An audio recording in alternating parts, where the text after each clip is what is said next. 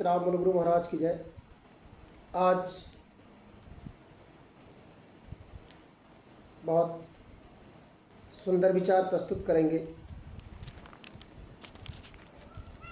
भगवान निराकार स्वरूप में है,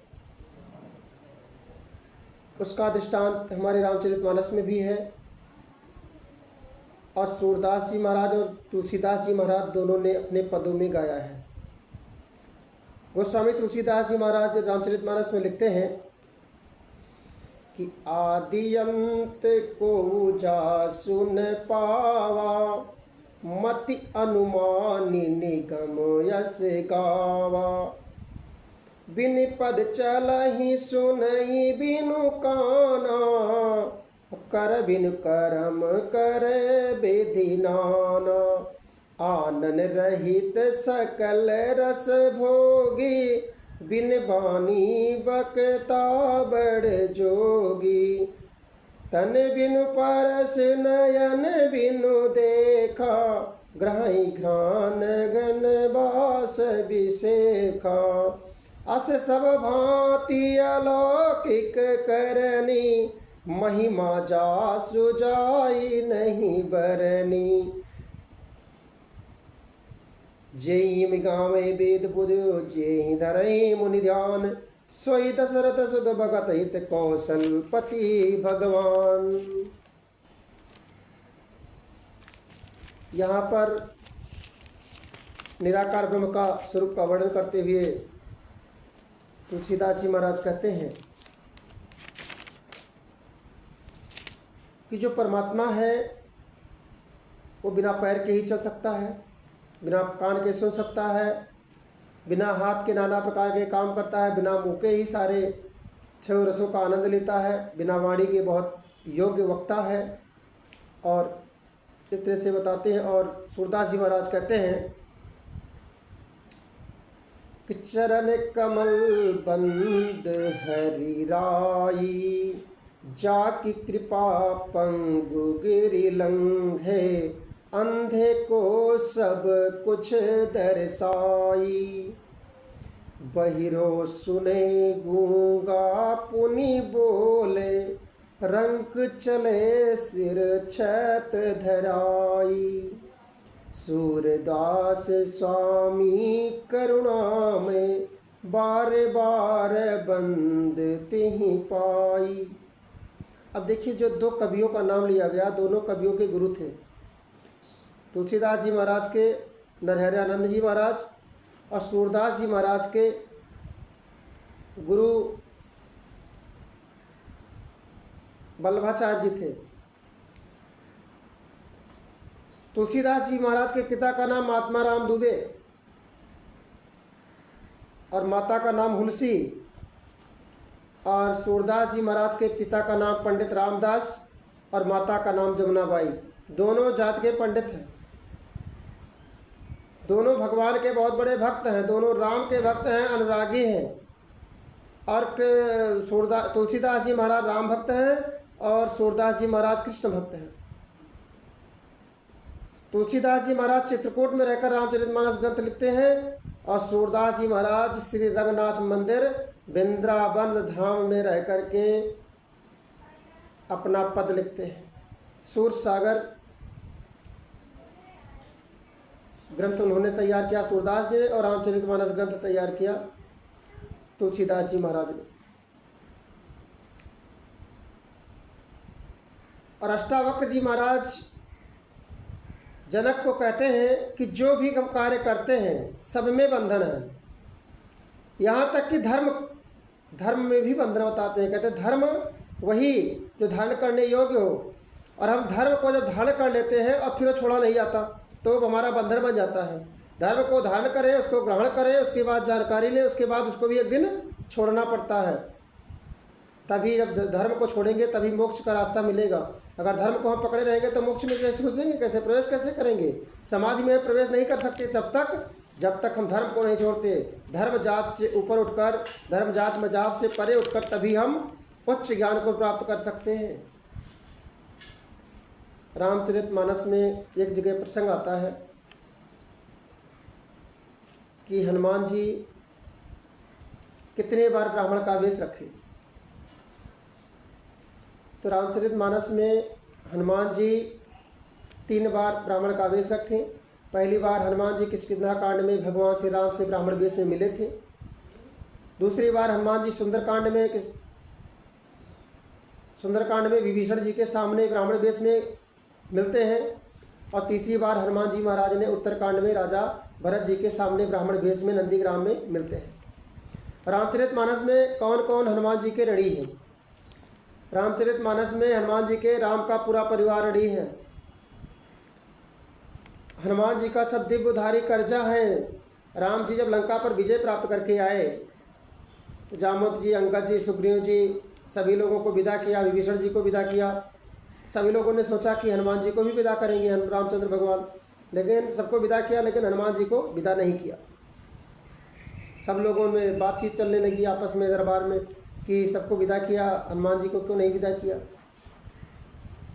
तो राम भगवान ने कहा कि जिसको दिक्कत हो बात कर ले, हनुमान जी को कह दे चले जाओ। तो सीता जी का सबसे पहले नंबर आया। सीता जी की बारी आई कि आप तो ही बोल दीजिए हनुमान जी चले जाएं, आप तो उनको पुत्र के बाद मानती है, पुत्र को जो आज्ञा दे वो मान लेता है। तो सीता जी ने कहा कि मैं जब लंका में विकल पड़ी थी, मेरा एक दिन 1 कल्प के बराबर बीत रहा था, तो वह हनुमान जी थे जिन्होंने मुद्रिका लेके गए और धीरज बंधवाया। कछुक दिवस जननी धैर्य धीरा, कपिन सहित यही है रघुबीरा, निश्चर मारी तो ही लई जई है, त्यों पुर नार दादू जस गई है। मैं तो अपने बेटे से बिल्कुल भी नहीं बोलूँगी अयोध्या छोड़कर जाने के लिए, आप लोग किसी और से बुलवा लें। अब बारी आई लखन जी की कि लक्ष्मण जी आप ही बोल दीजिए। मैं तो लंका की, लक्ष्मण जी कहते हैं कि मैं लंका की भूमि में जब अचेत अवस्था में पड़ा था, मरणासन अवस्था में पड़ा था, पूरा रामादर विलाप कर रहा था कि प्रभु विलाप सुनि कान विकल भये नर निकर, आई गयो हनुमान जिम करुणा महावीर रस। मैं तो जो खड़ा था वो तो रघुनाथ जी का लक्ष्मण है, मैं कैसे बोलूं, किस मुँह से बोलूं कि हनुमान जी अयोध्या से चले जाएं। अब बारी आई भरत जी की कि अरे भरत जी तो इतना रोए कि राम जी अयोध्या से निकल जाएं। राम जी के अयोध्या से निकल जाने का एक कलंक पहले से लगा है मुझ पे, और हनुमान जी के सब मिलके एक और कलंक लगवा दूँ मैं। और दूसरी बात यह है कि बीते अवधि रहे जो प्राणा, अधम कवन जग मोहि समाना। मैं तो नंदीग्राम में ही अपनी चिता लगा ली थी, वह तो हनुमान जी थे जिन्होंने आकर खबर दी कि रिपुसन जीति सुजस सुर गावत, सीता सहित अनुज प्रभु आवत। मैं तो बिल्कुल नहीं बोलूँगा कि हनुमान जी अयोध्या छोड़कर चले जाएं, आप लोग किसी और से बुलवा लें। अब बचा कौन? सिर्फ शत्रुघ्न भैया। जैसे ही सबने शत्रुघ्न की तरफ देखा, शत्रुघ्न जी बोल पड़े मैंने तो पूरी रामायण में कहीं बोला ही नहीं, अयोध्या से निकलवाने के लिए हम क्यों बोले हनुमान जी को, जिन्होंने माता सीता, लखन भैया, भरत भैया सबके प्राणों को संकट से उबारा हो। किसी अच्छे काम के लिए कहते तो बोल भी देता, मैं बिल्कुल भी नहीं बोलने वाला। माता सीता जी ने कहा प्रभु आप तो तीनों लोगों के स्वामी हैं। राम की तरफ देखकर कहती हैं कि आप तीनों लोगों के स्वामी हैं, आप ही हनुमान जी से बोल दीजिए, आप सकचाते काहे हैं, आप खुद ही आखिर को नहीं बोलते। तो राम कहते हैं कि प्रति उपकार करऊँ का तोरा, सन्मुख हो इन सकत मन मोरा। जब मैं राम कहते हैं कि जब मैं हनुमान के सामने होता हूँ तो मेरा सर नीचे हो जाता है। तो राघव जी कहते हैं कि मैं कर्जदार हूँ, हनुमान जी का कर्जदार हूँ, इसीलिए तो सन्मुख हो इन सकत मन मोरा, इसीलिए उनके सन्मुख में सर नहीं उठा पाता हूँ। देवी हनुमान जी का कर्जा उतारना इतना आसान नहीं है, इतनी सामर्थ्य राम में नहीं है कि जो राम नाम में है, क्योंकि कर्जा उतारना तो बराबरी का करना पड़ेगा। यदि सुनना चाहती हो तो सुनो, हनुमान जी का कर्जा कैसे उतारा जाएगा। पहले हनुमान जी विवाह करें, लंकेश हारे तब इनकी नारी, मुदरी ले रघुनाथ चले, निज पौरस लांघी अगम्य ज्वारी, आए कहे सुधि सोच रहे, तन से मन से हो जाए उपकारी, तब रघुनाथ चुकाए सके ऐसे हनुमान की दिव्य उधारी। देवी इतना आसान नहीं है, हनुमान जी की उधारी चुकाना इतना आसान नहीं है।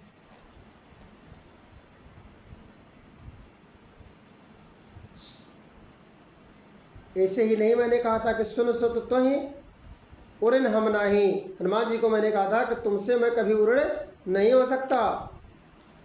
मैं बहुत सोच विचार कर कहा था, लेकिन यदि आप कहती हो तो कल राज्यसभा में बोलूँगा कि हनुमान जी भी कुछ मांग लें। दूसरे दिन राज्यसभा में सभी लोग एकत्र हुए। सभी लोग बहुत उत्सुक थे कि हनुमान जी क्या मांगेंगे और राम जी क्या देंगे। पूरी सभा में बहुत खुशहाली थी दोनों की वार्तालाप सुनने के लिए राम हनुमान की। राघव जी ने कहा कि हनुमान जी, सब लोगों ने मेरी बहुत सहायता की है। मैंने सबको कोई न कोई पद दे दिया है। विभीषण को लंका का राज दे दिया, सुग्रीव को किष्किंधा का पद दे दिया, अंगद जी को युवराज बना दिया। हनुमान जी तुम भी कोई पद लेना चाहते हो तो बताओ। तो हनुमान जी बोले, प्रभु आपने जितने नाम गिनाए उन सबको एक एक पद मिला है, और आप कहते हो कि तुम मम प्रिय लक्ष्मण ते दूना। फिर तो यदि मैं 2 पद मांगूँ तो 2 पद मांगूँ तो क्या होगा, 2 पद देंगे। तो राज्यसभा में बैठे सभी लोग सोचने के बात तो बहुत हनुमान जी ठीक कह रहे हैं। राम जी ने भी कहा कि ठीक है मांग लो भाई, पद ही तो 2 लेना है, मांग लो। सब लोग बहुत खुश हुए कि हनुमान जी का कर्जा आज उतर जाएगा। हनुमान जी ने कहा, प्रभु जो पद आपने सबको दिए हैं उसके पद में राजमद हो सकता है, मुझे इस तरह के पद नहीं चाहिए, मुझ में राजमद की शंका हो। फिर आपको कौन सा पद चाहिए? हनुमान जी राम जी दोनों चरण पकड़ लिए। बोला कि महाराज बस हमें तो यही पद चाहिए और कोई पद नहीं चाहिए। हनुमत सम नहीं को बड़ भागी, नहीं को राम चरण अनुरागी। हनुमान जी जिस समय राम थे उस समय भी राम नाम का गुणगान करते थे, राम नाम का ध्यान करते थे। राम जी बैठे रहते थे तब भी ध्यान मगन रहते थे। इसीलिए और मांगते हैं तो साक्षात प्रभु श्री राम से उनके चरण मांगते हैं, सेवा मांगते हैं, कुछ नहीं मांगा। सबको कर्जा बना के छोड़ के चले गए। जानकी जी की तरफ देखकर मुस्कुराते हुए राघव जी बोले, लो उतर गया कर्जा। सभी लोग तक अभी तक जिसको जो बोलना था बोल लिया, सब बोल चुके हैं। अब मैं जो बोलता हूँ उसको सुनो, कि सब लोग सुनो। राम जी भरत जी भैया की तरफ देखकर कहते हैं कि हे भरत भैया, कभी उऋण हम नहीं, हम चारों भाई चाहे जितने बार जन्म ले लेकिन हनुमान जी के ऋण को कभी नहीं चुका सकते। हनुमान जी सबसे बड़े भक्त हैं। एक बार की बात है, संत रविदास जी के मन में एक प्रश्न आया कि गृहस्थ भक्त की मुक्ति कैसे होगी। ये प्रश्न आया तो उत्तर ढूंढने के लिए बहुत देर तक ढूंढते रहे, लेकिन नहीं मिला। तो एक दिन मौका निकाल कर रविदास जी कबीरदास जी के पास गए और गृहस्थ भक्त की मुक्ति कैसे होगी ये प्रश्न रखा। कबीरदास जी ने साखी के माध्यम से समझाने का प्रयास किया। रविदास जी से कहते हैं कि आपने बहुत अच्छा प्रश्न किया है, जो सभी गृहस्थों के लिए एक अच्छा अवसर है, सभी गृहस्थ के जीवन पर यह असर डालेगी। कबीरदास जी कहते हैं कि हाथ काम मुख राम है, हृदय सांची प्रीत, कहे कबीर दास सो कबहू न माने हित।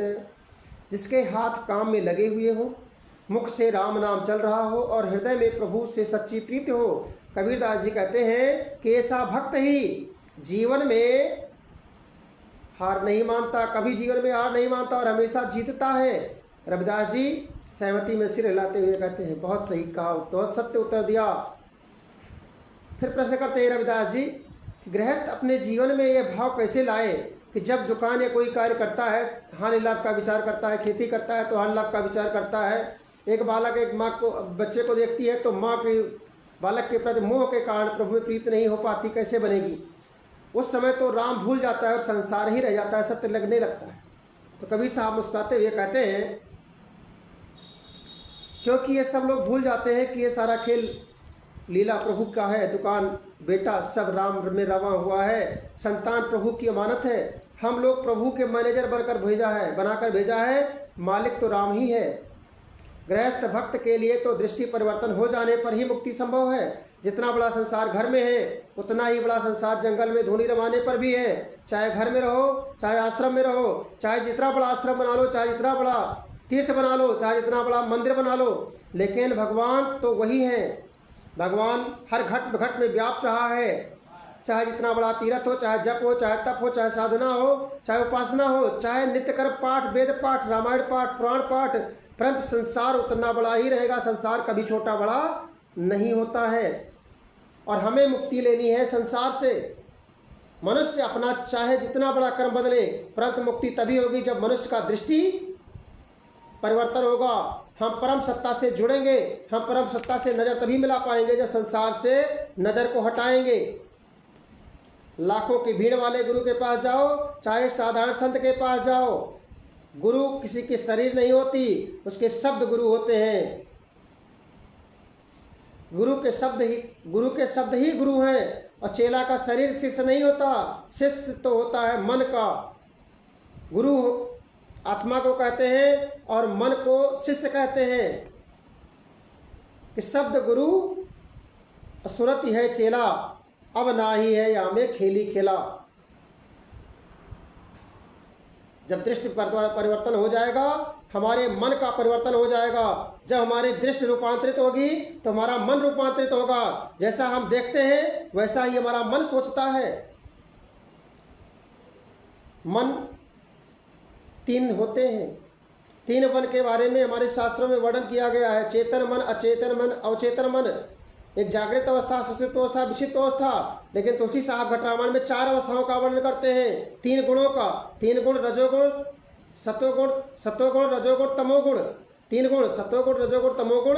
और 4 अवस्थाओं के बारे में जागृत, सुषुप्त, विक्षिप्त। और चौथी अवस्था कहते हैं कि जब मन आत्मा में विलीन होने लगता है, जिस समय हम समाधि में प्रवेश करने लगते हैं, वो हमारी मन की चौथी अवस्था होती है, जिसमें हमको बोध होता है कि हम शरीर थे लेकिन अब नहीं है। ये बोध रहता है, उसे चौथी अवस्था कहते हैं। समाधिस्थ अवस्था में कहते हैं जिसमें होशपूर्ण हम रहते हैं, परिपूर्ण रहते हैं, परमात्मा से हमारा मिलाप हो जाता है, वो परम प्रभु से मिलन हो जाता है। सत्पुरुष उस समय हमें सतलोक धाम ले जाकर दर्शन कराता है, घुमाता है, सतलोक धाम का रहस्य दिखाता है, फिर वापस लाकर हमें शरीर में पुनः छोड़ देता है। गृहस्थ मुक्ति तभी पा सकता है जब गृहस्थ के घर की औरतें सभी भोजन बनाए, तो उनको ये भाव आना चाहिए भोजन बनाते समय कि हम जो भोजन बना रहे हैं भगवान का, ठाकुर जी का भोग बना रहे हैं। नहीं तो घर में झगड़ा होगा कि तुमका हम बनाए बनाए खवावत रहे। तो इसके लिए झगड़ा होना खत्म कर दीजिए। भगवान का भोग मान करके घर के लोग प्रसाद भी पाएंगे, सात्विक विचारधारा के लोग होंगे, सात्विक विचारधारा का भोजन भी तैयार होगा। अब घर के लोग जितने पुरुष लोग हैं वो कार्य जो करने जाते हैं, चाहे खेती का काम करें, चाहे दुकान का, चाहे व्यापार का, चाहे नौकरी का, हमेशा ये भाव रखें कि हम परमात्मा हमारा मालिक है और हम परमात्मा के मैनेजर बनकर कार्य कर रहे हैं। जो कार्य हमको, जो प्रभु ने लीला जो हमको दिया है, जो हमें कार्यभार सौंपा गया है, वो परमात्मा का कार्य है। परमात्मा का कार्य मान करके हम करेंगे, मैनेजर की भांति कार्य करेंगे, तो हमारा कर्म तब पूजा बन जाता है। हर कर्म हमारा पूजा बन जाता है। कोई भी कर्म गलत नहीं होता। हर कर्म में भगवान का साधना मानकर किया जाएगा तो परमात्मा भाव का भूखा होता है। भाव हमारा परमात्मा की तरफ हो तो हम हर क्षण परमात्मा को नज़र में रखें तो पूरा संसार परमात्मा में नज़र आने लगेगा। और जिस क्षण परमात्मा हर संसार के व्यक्ति में नज़र आने में लगेगा, हर जीव में नज़र आने लगेगा, हमारा दृष्टि परिवर्तित हो जाएगी, तो हम घर में बैठे हुए ही सन्यासी हैं। घर ही हमारा मंदिर बन जाएगा। जिस दिन जिसके घर में ठाकुर जी का भोग लगने के लिए, भगवान का भोग लगने के लिए ही भोजन बनता है, वो भोजन प्रसाद बन जाता है, वो घर मंदिर बन जाता है। ऐसे घर में रहने वाले लोग सब भगवान तुल्य हो जाते हैं, भगवान के बराबर देव तुल्य हो जाते हैं। आज का विषय इतना ही। सत्यनाम बोलो गुरु महाराज की जय। सत्यनाम बोलो गुरु महाराज की जय।